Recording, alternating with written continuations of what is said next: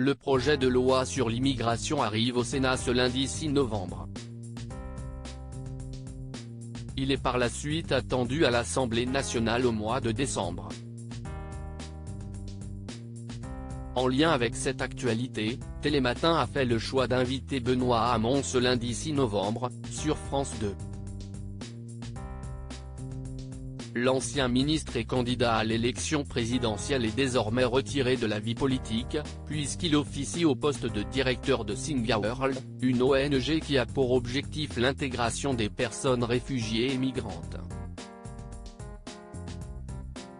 Le fondateur du parti Génération.Milieu a également été sondé sur l'antisémitisme en France ainsi que la comparution d'Éric Dupond-Moretti devant la Cour de justice de la République pour prise illégale d'intérêt. En revanche, en fin d'interview, Benoît Hamon a fait part de son étonnement face à un sujet qui n'a pas été abordé au cours de son échange avec Thomas Soto. Et, on n'a pas parlé de la gauche. Surpris par cette réflexion, le journaliste de France Télévisions a répondu de façon décontractée à son interlocuteur, « Oh bah, ce n'est pas grave.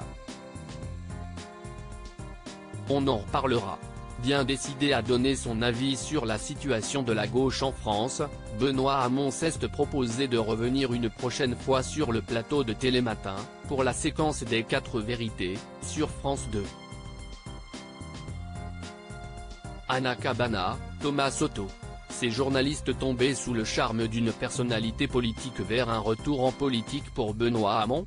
Ces derniers mois, Benoît Hamon est un partisan de l'union des partis de gauche, notamment en vue des élections européennes de juin 2024.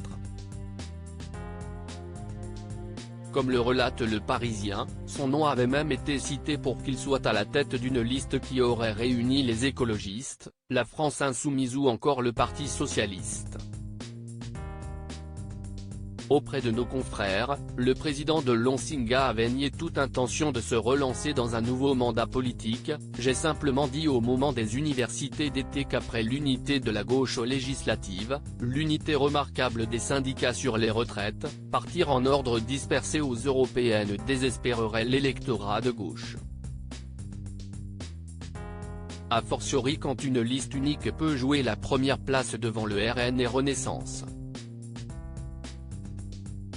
Mais je n'ai fait aucune offre de service à quiconque. » Finalement, au grand dam de Benoît Hamon, les partis de gauche ont décidé de marcher en solo vers la prochaine échéance électorale.